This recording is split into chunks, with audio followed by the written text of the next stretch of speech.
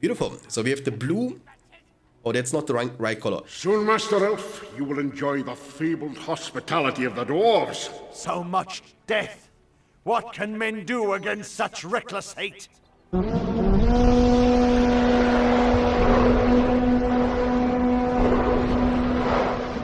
The blue Isengard player Sauron versus the yellow Isengard player Measure of X. Mirrors allowed? Yes. It's allowed in Rise of the Witch King, but that means in the game number 2 we're gonna not have the Isengard mirror match again. We will actually go random against random on the same map.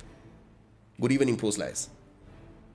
Alright, so double furnace opening for Measure of X into the third furnace, into the furnace number 4. It's an economical opening. We see 2 furnace opening into the Vork Pit for the Canadian player Sauron. And I figured out that our sound commands are actually quite cheap in the Twitch chat because everybody is spamming them. But the Frodo one is actually quite funny. So, the Vork Pit opening, you might go for the Vork packs. They are good for harassment. They also cost only $250 each, so it's not very expensive. Now it's the time to show our quality. And there comes the Uruk Pit for Measure of X. So Uruk Pit, also buffed in the beta. Uruk's cheaper, Pikeman Bring cheaper. your pretty face to my axe. Stop it, boys. Stop it. Don't make me add one more zero to be behind the price, the current price of the commands. Alright, so 5 furnaces into the Uruk Pit. Might go for the Urukai. Remember the Vork packs? Cheat. Just MFKNG rich. Remember the Uruk Pit? The Uruks? They are definitely stronger than Vork packs. We are the Black Rangers. Oh boy, you guys triggering me already. My first stream after almost a week, and you guys are triggering me like this. Why would you do that to me? Alright, so the whole ability got complete rework. I keep saying it because I think it's one of the most important changes. Isengard actually received already many changes. It's an offensive furnace coming up from the blue Isengard player Sauron. But his opponent was able to see this, and he's going to build a Vork sentry for the defense of this pathway at the bottom right corner. The furnace, no protection, will be taken down by the Vork packs. With the whole ability, they also deal 25% more damage. Get almost a full level from it. But again, the Vork packs are definitely not good fighters, especially against Isengard infantry. You have no chance. Crossbowmen can bully you, as you can see. They actually deal heavy damage to them. And also Uruks can win the 1v1 situation. Pikemen can do that anyway. So what you want to do with the Vork packs is you want to avoid fighting and focus on harassing. There is one more coming from the top side. And this furnace is also zero protection. I think Measure of X went a little bit too ham with the resource building spam, because the Vork packs are definitely mobile enough to kind of punish you for that. That's a second crossbowman for Measure of X. Double Uruk Pit. And going for the crossbowman number 3. He's just camping at this point, which is not the playstyle you are looking for. Uruk Pit coming up for Sauron. After the first couple of minutes into the game, we see 400 command points for Measure of X, the yellow Isengard player. He has War Chant still available, he didn't use it yet. And his opponent has also 400 command points, has not picked a power point yet from the spare book, can still go for the Creep Beam or the War Chant. Vision of Palantir, not a power point you want to choose at the beginning of the game, just not doing enough. I mean, I think there is only one single reason why you would ever choose Vision of Palantir for Isengard. And that is if you want to reach later on to the Industry. In order to pick Industry from your spellbook, when you play Isengard, you need to pick before the Vision of Palantir. I mean, these crossbowmen are actually good against Vork packs. They are dealing a lot of damage to them, aggressive stance. But there comes also one Urukai. The furnace, again, no protection. Now we get Pikemen, and it looks like Measure of X is planning to creep this troll layer at the bottom right side. Don't let it suffer the same fate as for Gondor. Yeah, for Gondor actually, rest in peace. Too expensive nowadays, too expensive. Oh, beautiful. So that's a, I mean, it's a very questionable War Chant. I think you didn't need it, to be honest with you. Because it was like 3 crossbowmen or 2 crossbowmen and 2 pikemen. You could have won this fight anyway without the War Chant. Now Sauron will have his buff advantage. But again, he didn't pick anything from the spellbook yet. The clan setting coming up is the production building number 3. I mean, remember the Wildman X throwers actually are great against crossbowmen. So what you want to do is you want to get it to level 2. I don't think you need Wildman, because for harassing you already have your Vork packs. So I think what you want are strong fighters that can actually encounter the enemy army, because this army is pretty strong. you know, pikemen to protect the crossbowmen the main damage dealers of the army, so they can definitely take a 1v1 against warg packs, weapon of Dunland, and they should always come ahead. The creep uncontested, Measure of X will also be capturing this in, which will give him the chance to recruit some of the black orcs. They cost also 300 each, also nerfed. They used to only cost 250 for Isengard when you capture this, but they adapted the price to the price from the Mordor black orcs. And Warchant is coming now from Sauron. We must join with him, Gundam. We must join with Sauron. And you see the buff advantage is coming in clutch. Even though the buff is nerfed, It would be wise, my friend. it would be wise, my friend, to use your Warchant a bit more wisely. Furnace has been taken down. The pressure is crazy. Measure of X is kinda not in the position to defend himself. The crossbowmen have like no front line. They are face tanking the Uruks. That's not something you are looking for. You can fight with crossbowmen against any melee fighter. And the black orcs from Measure of X are also not paying attention. The wildmen are kinda hunting them down, but it looks like they are not having the chance to catch them effectively. You can see, it looks like they are faster than them, but they don't get the chance to deal too much damage. Creep secured by Measure of X. The money is still on the ground, because Sauron is paying attention to destroy every single furnace around the fortress from Measure of X. Measure of X is using actually lots of units to creep, but he's creeping effectively. He was able to creep this, and now also the last creep on the map. Now everything is gone and every single one of them has been taken by Measure of X.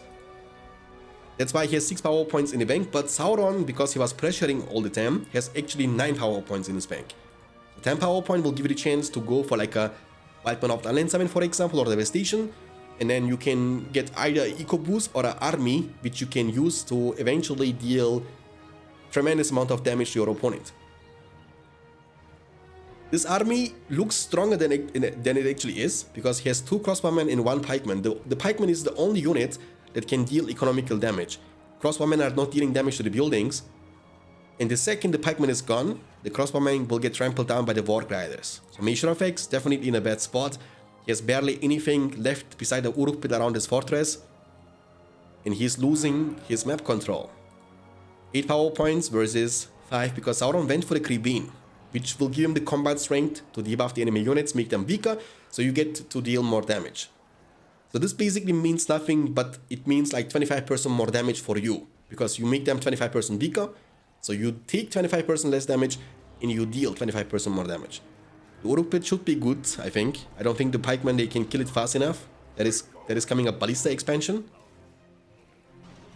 That's a huge army from Sauron, holy guacamole. I think the Kribin was not needed, but it will open like more opportunities in your spellbook. The more 5 power point you choose, the more options you will have for the 10 power point department. The Furnace, they have also Weapon of Dunland, they have the Pillage, they hurt a lot. And May is forced to stay around his fortress and camp. There comes Kribin to protect this level 2 Furnace.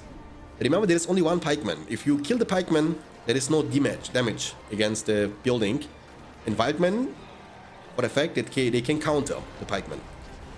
But they don't even target them, so the furnace is going to be, unfortunately for Sauron, destroyed. Which means minus 75 command points in the bank. 475 command points against 500. Measure of X loses a lot of furnaces, but what he's doing is he keeps spamming resource buildings all the time.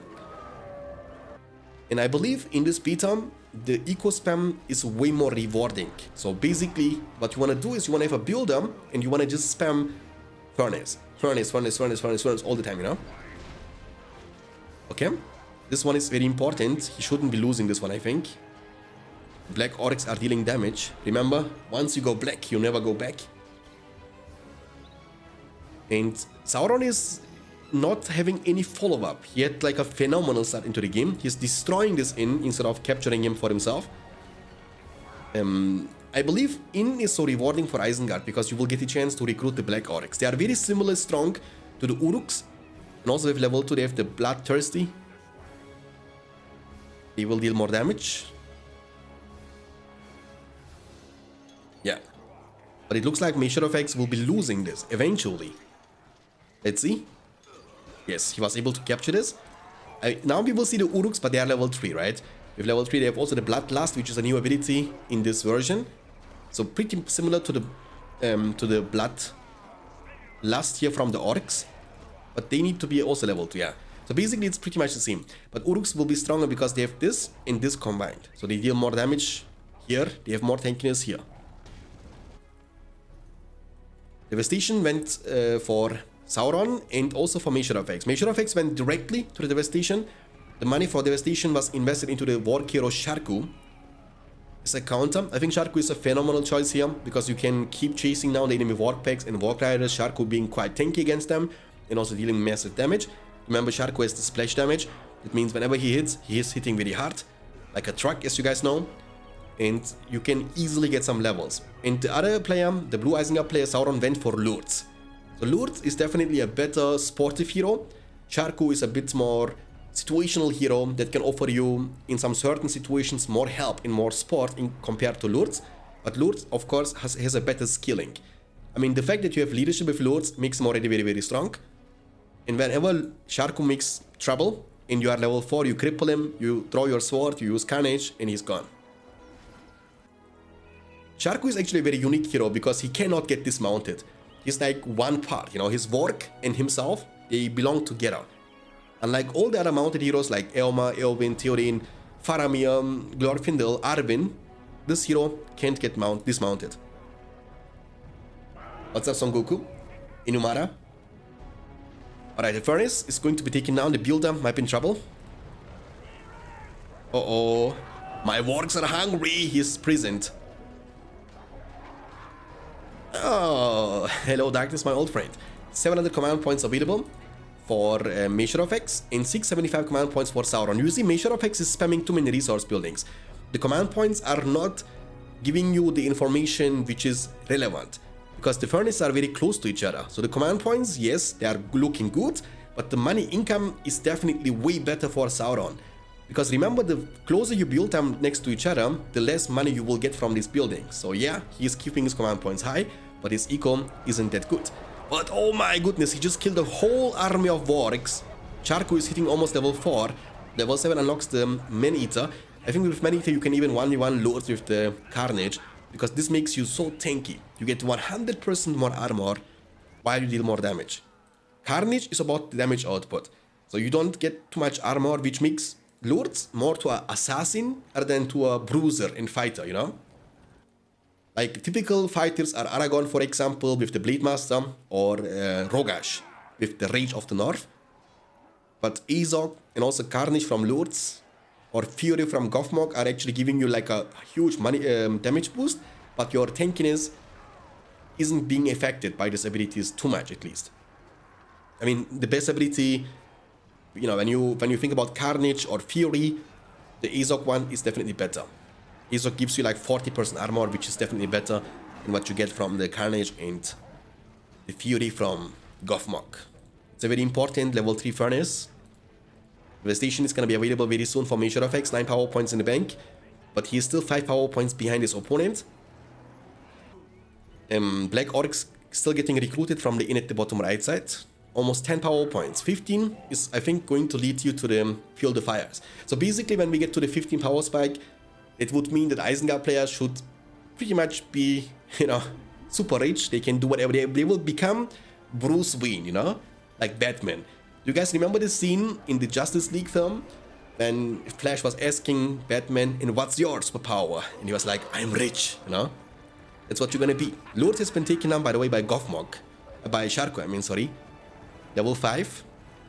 Level 7 again unlocks this one. 12 power points in the bank for Sauron, 11 power points for Measure of X. They are getting closer and closer to the 15. But Mei is more in a defensive formation, while Sauron is putting non-stop pressure on him. Mei has to watch out on every single area to not keep losing those furnaces. Devastation will of course help. Sauron has to revive his Lords. Very important hero. Thanks, we have Corona. I was actually getting tested today. It's negative. I think it's just like, I don't know what it is, you know. My daughter made me sick. Literally, because she was coming from the kindergarten, and since over a week, I'm sick now. Since last Sunday, pretty much. Who's blue player? It's Sauron. Sauron, blue player, and yellow player is Mage Shadowfax. 875 command points versus 700 command points. So Mage Shadowfax is almost 13 power points, and his opponent is almost at 15. Again, 15 massive power spike. I'm assuming it's going to be used for the Field of Fires, which is not very good on this map, I think. Because, you know, you see, there are not many trees around this map. So Field of Fires gives you only for your lumber mills more money.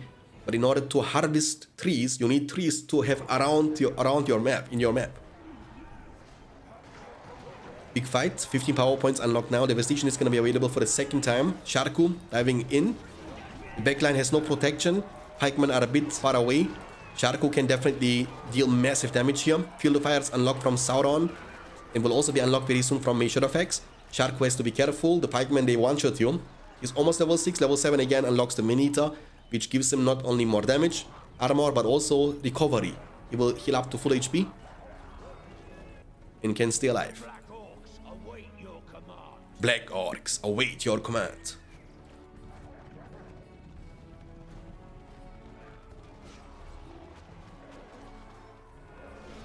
I mean, Mei is doing good job defending, but every time he's defending, he keeps losing stuff. So he's not getting away with like killing enemy units without losing. And Mage Shadowfax went for the freezing rain. Ooh, that's a very questionable move. Now the money gap is going to be even bigger, much bigger. This is not a bad choice, don't get me wrong. It's like a debuff for the entire map, which is huge. But in order to benefit from the debuff, you need to have an army. So basically, the way the buff system or debuff system works is the best you can utilize that when you have an army that can overpower the enemy army. But if it's a 2v1 situation, the debuff is still not strong enough to make this quantity difference equal, you know? You see the command point difference is huge. 265 for Mage Shadowfax and 700 plus for Sauron. So basically, Sauron has like 3 times the army. And debuff makes you only 25%, you know, weaker, you know? So 3 times the army is still way more powerful. The money is going to kick in now for Sauron. He's gonna be so rich. Armory, heavy armor purchased, forge blades coming in clutch too. I mean, you can't upgrade them with anything besides the banner, but you can upgrade your Wildman Extrovers, for example. You can upgrade your Uruk Pikemen, your Uruks, your Crossbowmen. They can all get heavy armor, which makes them way more tanky. And then it's also more effective and better compared to the debuff. Lords, level 5 has leadership too. Leadership is negated from freezing rain, so Lord's leadership is not very, you know, rewarding, but it's still a Lord, you know, because he will have Carnage, Cripple, he will never be useless. Oh my goodness. Build me an army worthy of the White Wizard, Saruman. I don't know, Guildford, we will have to find out, my friends. No game is scheduled tonight, but tomorrow I will play against Rangel, my games in the semifinals. And Sunday we will have another semifinals between Fishy and Stevie. Mage Shadowfax. Kinda poor. Very poor actually. Again, too many furnaces next to each other. Too many furnaces. You can see the map, and when you see like a global map, you can see, for example, more than 60% of the map is under control from Sauron. So basically, Mage Shadowfax has no information what is going on beside these borders. Not even beside these borders, but beside pretty much these borders. So that's all Mage sees, right? He's having until here and here. That's all the piece Mage Shadowfax gets from the map. While Sauron has like the majority of the map under his control. Which is huge. He went for the upgrades on the fortress. I mean, you will see at the end of the game, the endgame statistics. Sauron will have eventually so much more resources collected than his opponent would. 9 power points after the rain and 18 power points for Sauron. 18! That's huge, man. He will get very soon 25 power point, and that's gonna be Arrivederci, Mage Shadowfax, in the game number 1. Now he can just stay here. How we wanna deal with that, dude? Extroverts hitting very hard against buildings, hitting hard against archers. The Forge Blades, they can even take down the Warg Riders. Pikeman is protecting this. He's looking for a trample. But I don't think he can commit. You see, even when he commits, he's getting killed instantly. They can't do anything. Too much damage. Too much DPS.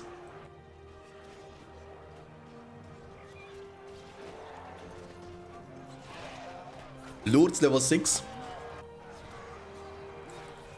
And you see, the extrovert is definitely better when it comes to deal structural damage compared to crossbowmen. Unless you have fire arrows. Measure of X won't call it GG until it's over. He is waiting until the last building falls. But it's going to happen very, very soon. Now we have the summoned dragon boys. Sauron is gonna call his Blue Eyes White Dragon. And that's gonna be the gong for a GG in the game number 1. The Canadian player can still do it. And Measure of X will be burned alive. GG, well played. Okay, so basically it's a 20-minute game, which is surprising. It's not, I mean, Measure of X makes it always possible because Mace games are always lasting more than 10 minutes. Game 1, Eisen Mirror, Sauron win. Okay, so the money difference, I want to show you guys that. Here. So where can I see the resource gathered? You see? Actually only 7,000 something. I was thinking it's gonna be way more, to be honest with you. But it's only 7,000. I really thought it's gonna be like 12, 13, 15,000 difference, but 7,000 of course is still respectable. Okay, so let me update the scoreboard. Un momento. Sauron 1-0.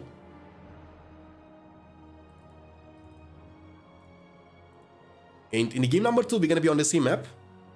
I will represent the men of God. Thanks for the follow, appreciate it. Bostiar. Let me give you guys the points. Sauron was the winner.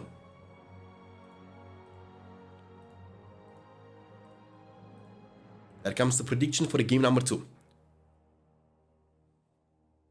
Why you get replays, Shanks? Just wondering. Just in case one of them forgets it, And one of them forgets it, so I can still post it later on in Discord.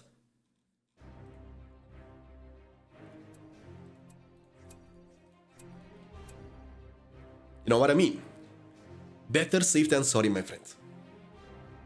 What's up, great tactic? Net.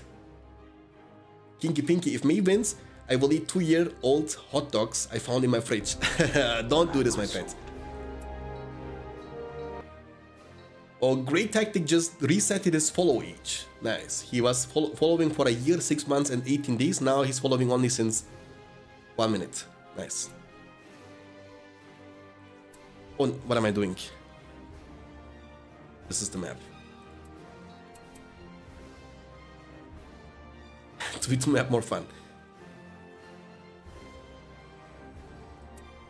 Here we go, boys. Here we go.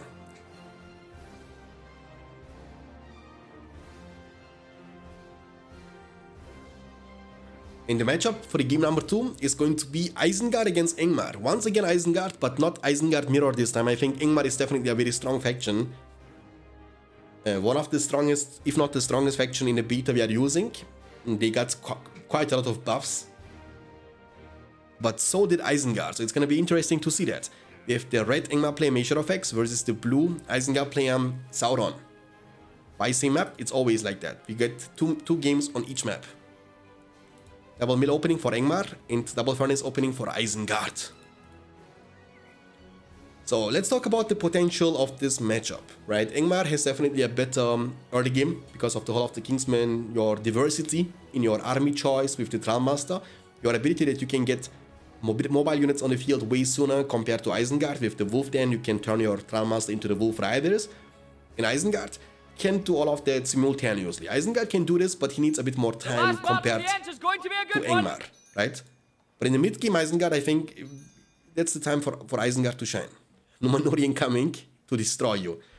And of course, Ingmar is not a faction that is strong early game but falls off mid to late game. No, Ingmar's army strength is still very strong. You have Felwind, you have Black Numenorians which are buffed, Rangers that are buffed, you have the Wombo combo potential with your Felwind Longshot in the late game. So it's pretty strong faction, but the only difference is your eco. Isengard's eco is way better compared to Ingmar. So if Isengard can get a lead in the eco department, you can outspam any faction. You can build 2-3 Uruk pits, give them early heavy armor, forged plates, and outclass your opponent's army.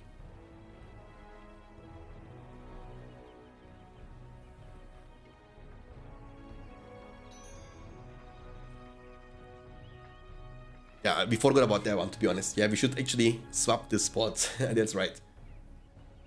Rangers have also now this ability with this one. So basically it's actually huge on an archer battalion, because what is the weakness of the archer battalion? It's like their armor, and this one is going to nerf or make the enemy units weaker. Their damage output will be weaker against you, so your rangers are gonna be also way more tanky against their counters, which are pretty much like cavalry, or swordmen. And he's indeed going for level 2 immediately.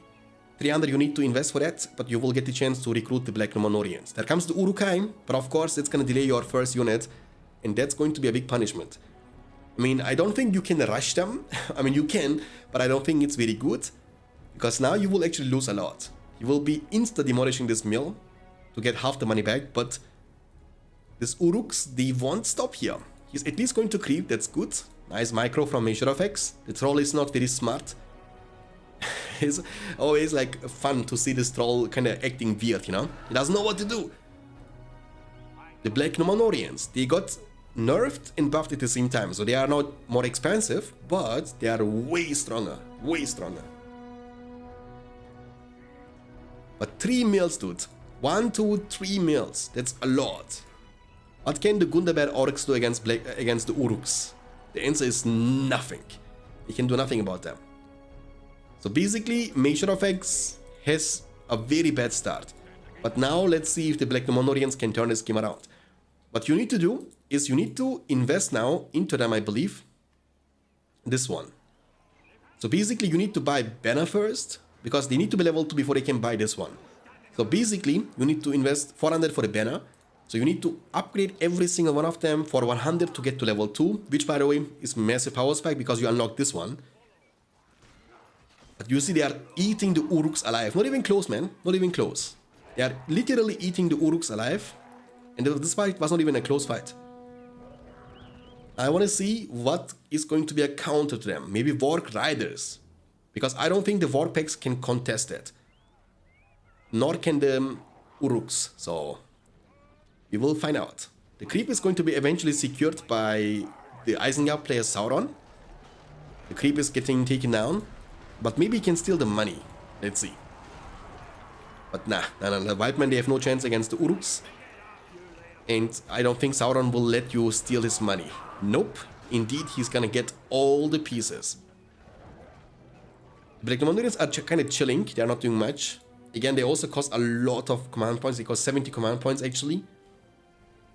20 more than the Trollmaster. The Uruks are making it to the mill. So basically at this point, yes, Black Numenorians are stronger, but you can't produce as many Black Numenorians as your opponent can produce Uruk-hai or Warg packs. So for every Black Numenorian you will have, your opponent will have at least 2 Uruks or 2 Warg packs, and he can always avoid fighting you.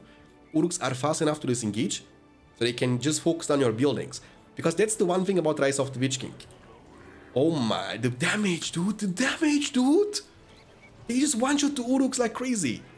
But that's the thing about the Rise of the Witch King, right? It's about the building damage, There's, like the harassment against buildings is so much more valuable than crushing enemy army, so much more valuable. Even the AI in this game is focusing on your buildings first. They don't care about your army. They will just go for your buildings. We'll play next. You will play next. You will play next, Mustafa. Eternal said he's ready whenever you are. So Eternal against Mustafa can also be done after this games. 500 command points against 450. So Measure of X. These Black Numenorians are slow though. You can see they are no match. They cannot catch up to the enemy swordmen. I think Warg Riders can be good against Black Numenorians. But you can see what Sauron is doing, right? He's not even bothering or trying to kill those Black Numenorians. He's ignoring them completely. He's trying to just focus on the buildings, because that's what matters. That's what's important. Nothing else is important. Kill, destroy the buildings, mills, cut his resource income, make sure that you have like 3 times the army of your opponent, and just outspam him, you know? When you can't outclass him, just outspam him. Yeah, they are very slow. Very, very slow. This is too slow, man. This is like Dwarven speed, I think. I don't know, man, how much faster they are actually to Guardians compared to Guardians. But they look very slow. Very, very slow. But they got also a couple of other nerfs. So basically, when they would be level 2, they would instantly unlock this. Now they need to pay money for it, which is actually quite expensive too, right? So basically, you need to invest 500 for the Black Dominorians, 100 for the Venom, 200 for this one. So if you want to have this and this, you need to invest 800 for each Swordman, which is a lot. Oh, the Warpack's actually doing a good job. So does Lurtz. They are Wildmen, but they have Trollmaster. And you can see, if Lurtz kills the white dude, the full battalion is gonna be killed. But he's not focusing him. Now he does, okay. But again, they are like pretty much acting like a weapon of Dunland. They have also pillage. They steal money from you. Torches too. Okay. But again, they need to be level 2 dudes. That's why you need banner. When you want to spam them, you need to buy banner upgrades. That's very important. Because the amount of power spike they get from level 2 is massive. Alone, this is worth it, you know? Because you get this one, you get like a charge, you get additional damage output, you get additional armor.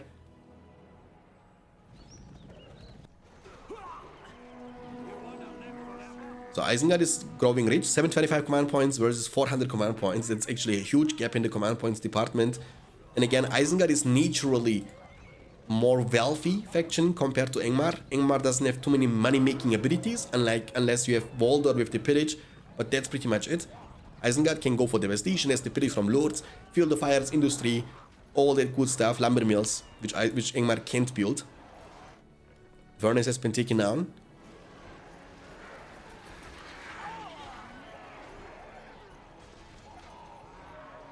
How can you play the new beta, or is it closed? You can play it if you want, but I think you need to join the league or something. There is like a 1v1 league going on in the Rise of the Witch King Discord server. The beta, I wouldn't recommend to get too much into it because it's being changed all the time. That's the beta version 62. So just imagine how many betas there have been, and how many betas will come in the following days. This beta that we are using is already outdated. So there is even a new beta now that we are not using for this tournament because we don't want to switch in the middle of the tournament to a new version. What I'm trying to say is like it's kind of pointless to play it on it because it's going to be changed. And Measure of X leaves the game without saying a single word. It's going to be quick 2-0 victory for Sauron. We have the green Goblin player Measure of X versus the blue Goblin player Sauron. When I played Mustafa, it was matchup swapped. But only in the game number 1 to game number 2. Because in the game number 3, it's always resetting. 2 tunnels into the Goblin Cave. And 2 tunnels here coming up for green into the 3rd Goblin Cave. So into the 3rd tunnel. Measure of X once again going for the economical heavy opening, which might not be the best call against Goblins because Goblins are actually quite fast. So when they get recruited, they are sprinting. So they can make it to your side of the map quite soonish.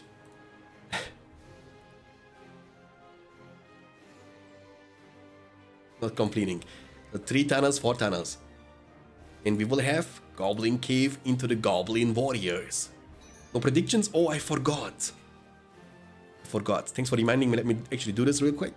Choose prediction, outcome, Sauron was the winner.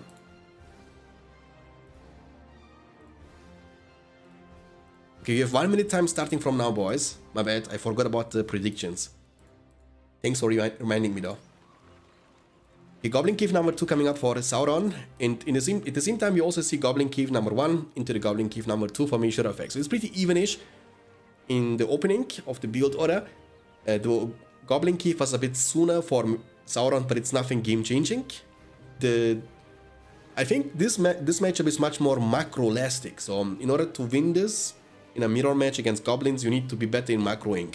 So using different areas, pathways, and defending while you pressure. That's gonna be the key to victory. And also your strategy, of course. What is the follow-up? will you keep spamming goblins exclusively? Because remember, the goblins, they can get countered by spider riders, for example. So I think you need to have like the perfect timing to stop producing enormous amount of goblin warriors, but then find the sweet point of making the transition into something more powerful.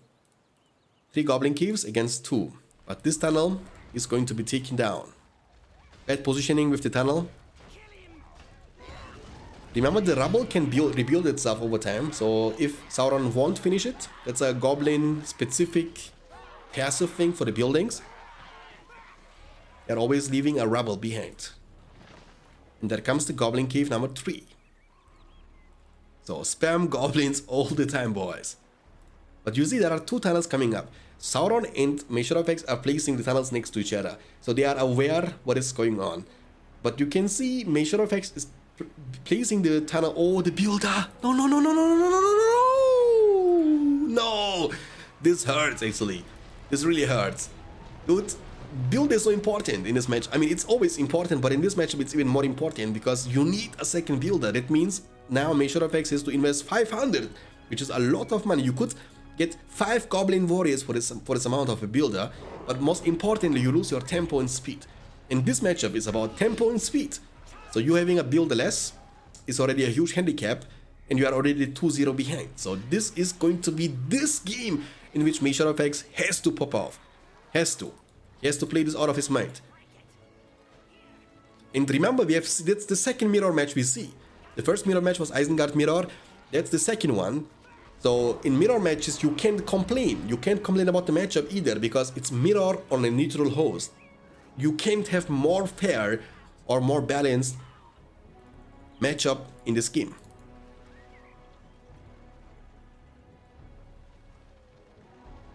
I can dodge any game even replace? Nope. So basically you can't play goblins against Isengard the one way, and then when it's your turn to play Isengard or goblins, you can't dodge this. when you want to dodge, it has to be a random against random situation in the first game, you know? Only the first game you can dodge. But you can't dodge the replay. That would be unfair, you know what I mean? They cannot stop the goblins! They cannot stop the goblins, Ragnarok. Measure of X is kinda... I think it's like... you know the feeling when you have like a bad start into something and then you kinda keep making mistake over mistake? I think that's the exact situation what Measure of X is in right now. Like, he started on a bad foot in the game number 1 Isengard mirror match. Then you have like this wild pressure on you, and then you wanna kinda, you know, do better in the following game, but then you always end up making worse and worse decisions. That's one of these situations. 1, 2, 3, 4 goblin caves into the fissure. Coming up for Sauron. 4 goblin caves, but no transition, no money for transition. But I think it's going to be a good choice. Eventually it's the Scavenger from the spellbook. Remember, you get so much value from killing goblins, not from one battalion, but you will end up killing so many of them that you will eventually grow rich. The goblin warriors look so much like the goblin archers to me with the shields. It is like the HD edition kind of thing, right? HD edition.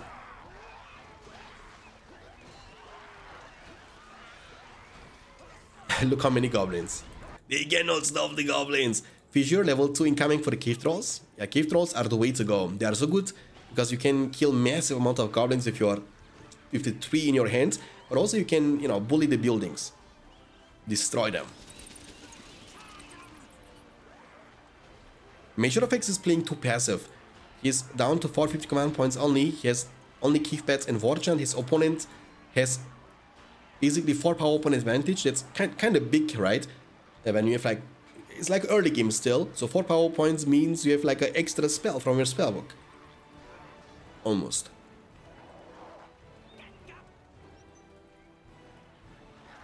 I believe also maybe God Kill the Goblin King could be not bad, you know? Here, in this game. But unfortunately, we don't see too many hero actions. So we see Isengard hero, we have seen Sharko and Lurtz. But these are like the standard heroes we always see. Back to back to back to back.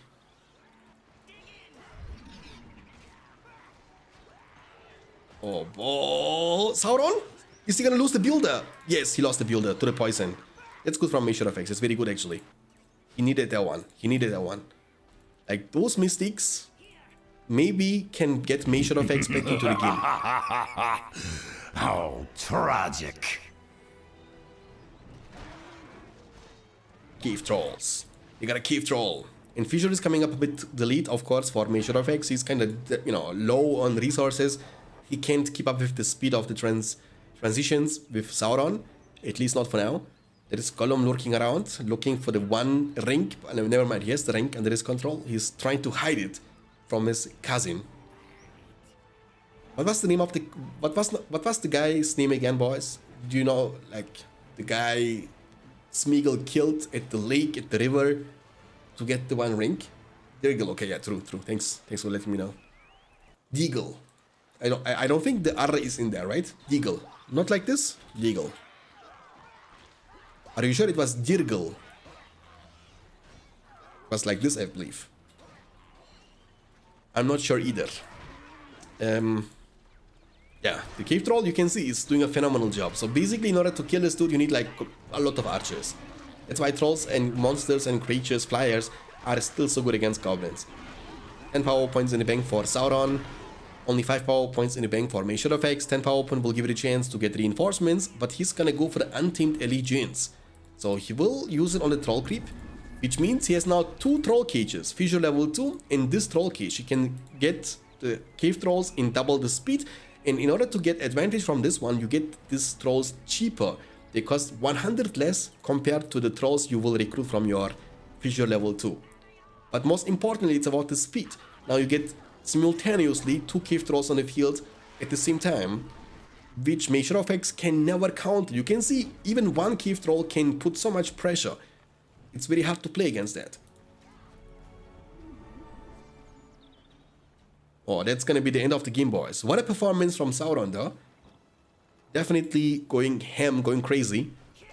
It's gonna be nice to see also Zirael against Sauron in the following minutes. Hopefully it's gonna also happen today. I will try to contact Zirael, but I think he's around pretty much all the time.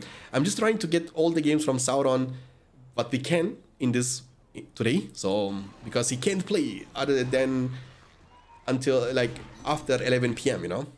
You just woke up. Now Measure of X is gonna talk.